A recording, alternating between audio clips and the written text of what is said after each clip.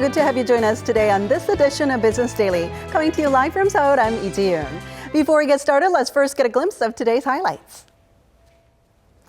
Korea's industrial output falls in January after seeing brief respite in December, while the country logs another so-called slow growth current account surplus amid faltering trade. As a growing number of people use the internet to shop, brick-and-mortar stores are putting in extra efforts to win back online customers with cheaper prices. These stories and more coming right up.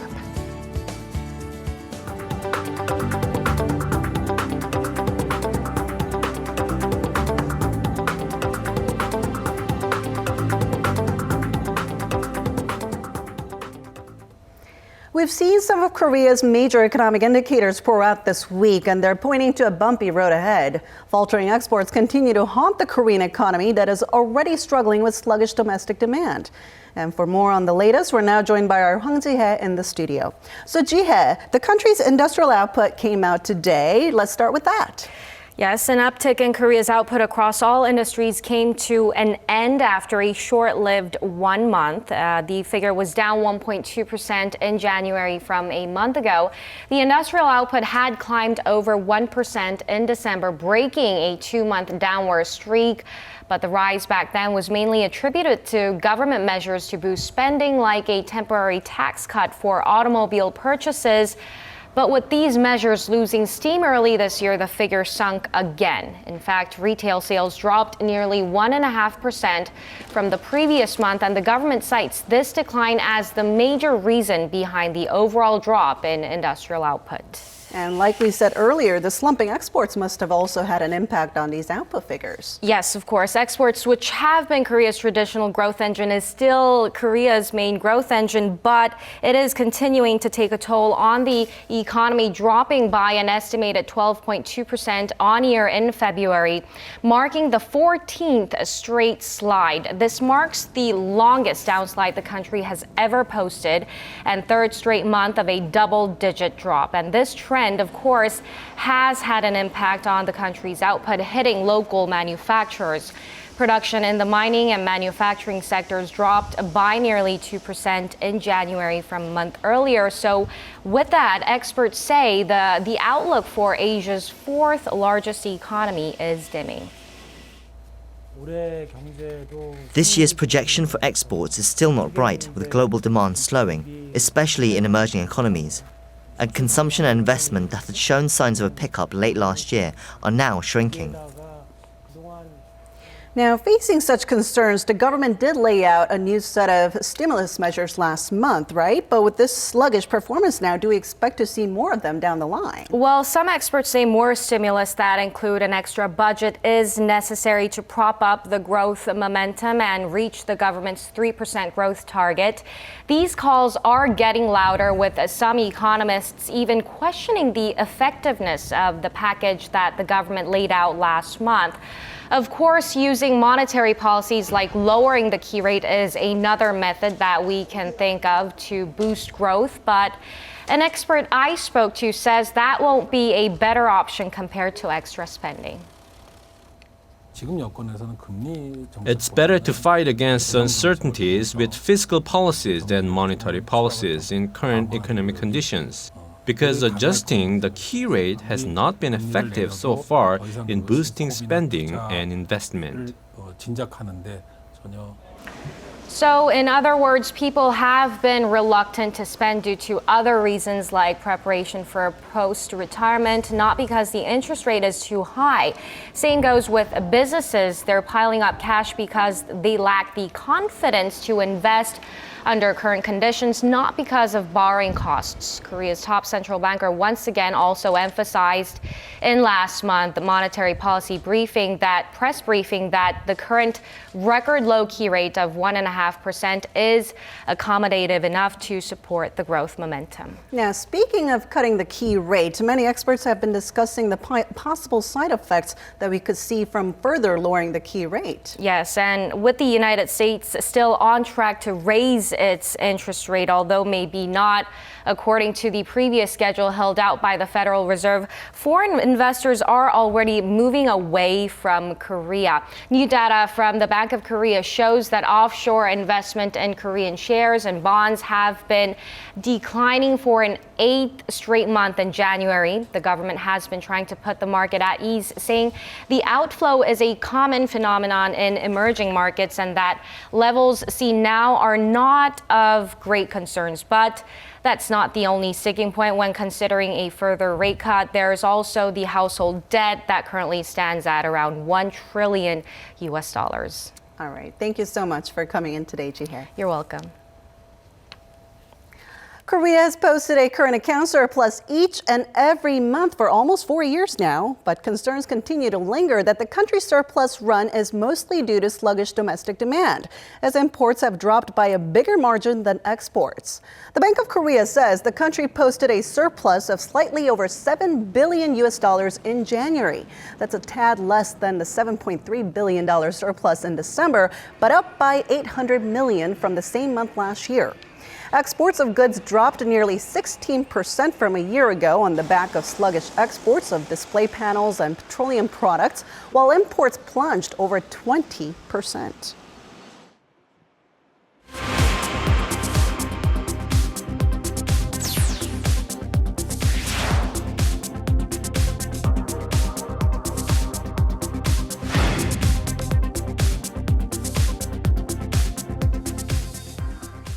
Global credit ratings agency Moody's has lowered the outlook on China's credit rating to negative from stable. The agency on Wednesday explained the downgrade is over concerns about rising government debt and a continual slide in foreign exchange reserves.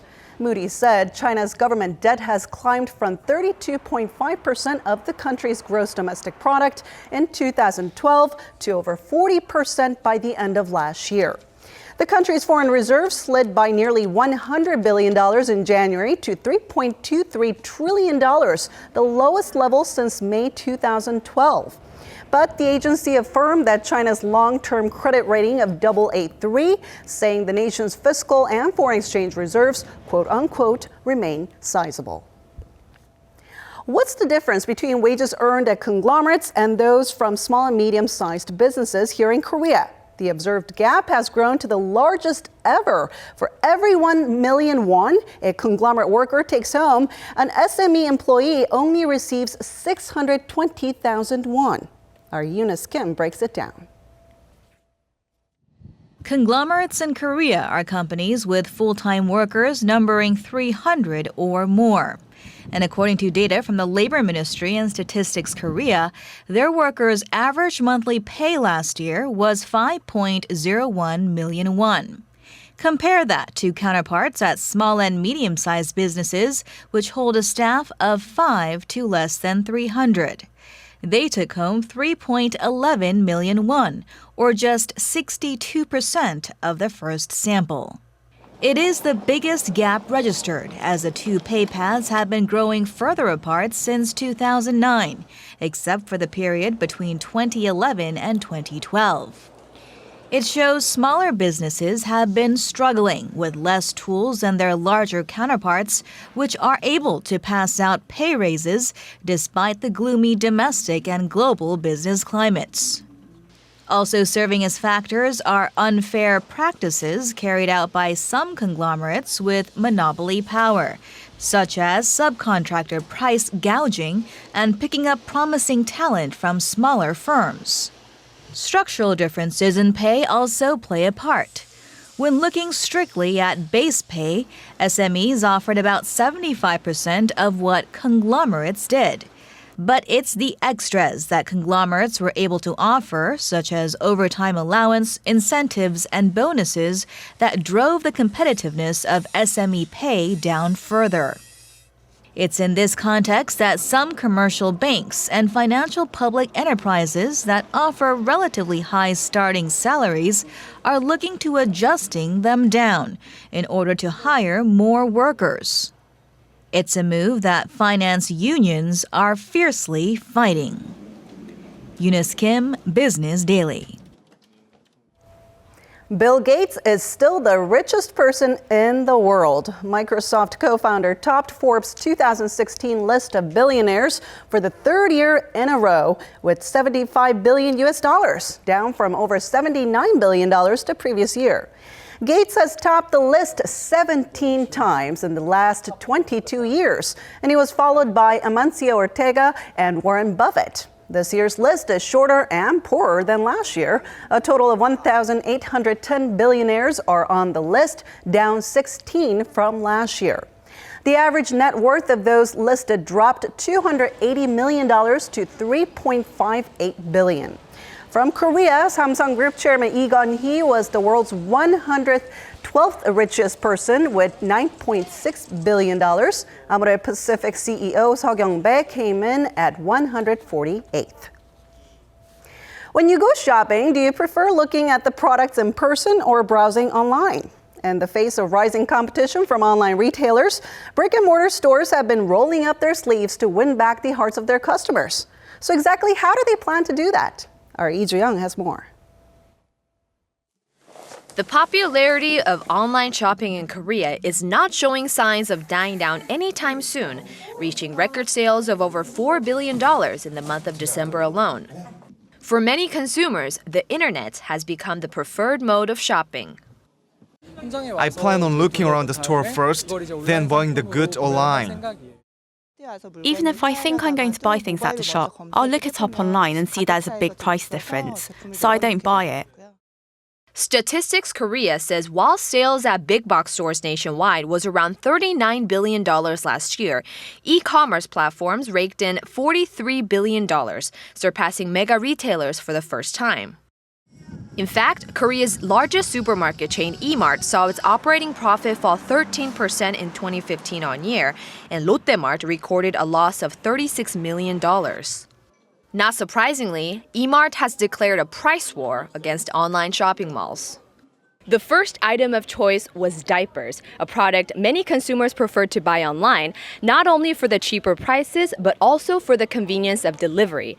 And by making them 15% cheaper than those sold online, E-Mart has managed to push up sales by 227% in just 3 days.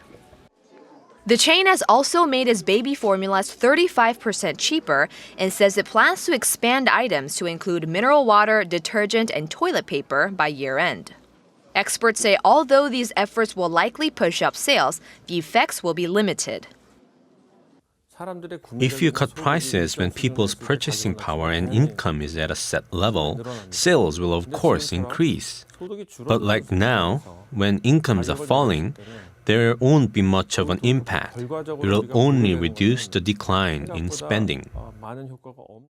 Meanwhile, online shopping malls like Coupang says they've yet to see the effects of this latest competition, adding these minor price advantages are still not enough to offset factors like delivery and the convenience of shopping on a mobile device.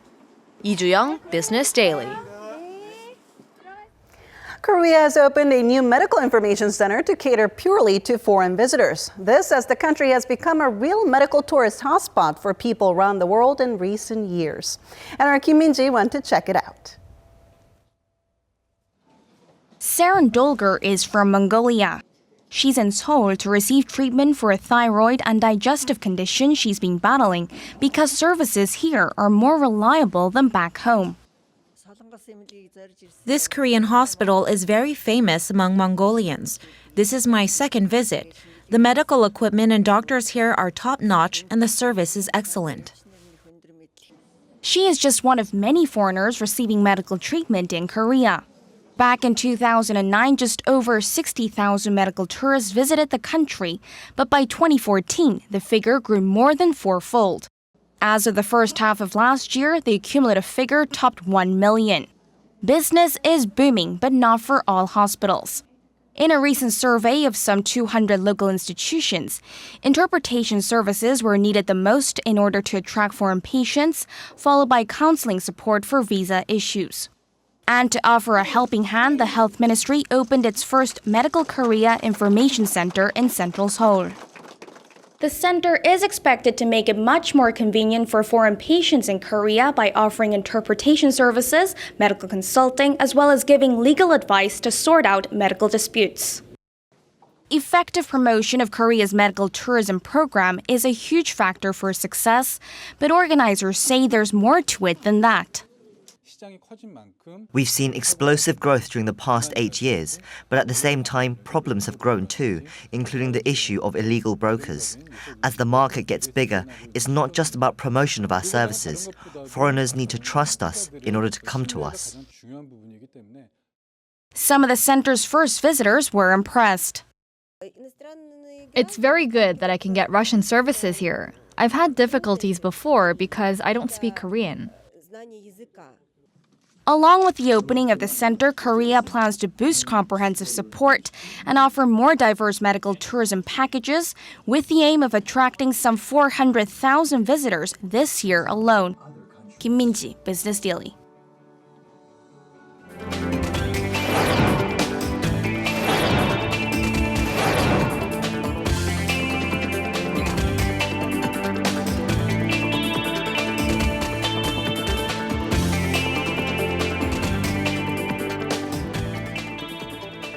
And that wraps it up for today. Thanks for watching, and we'll be back tomorrow with more at the same time, same place for your Business Daily. Until then, goodbye.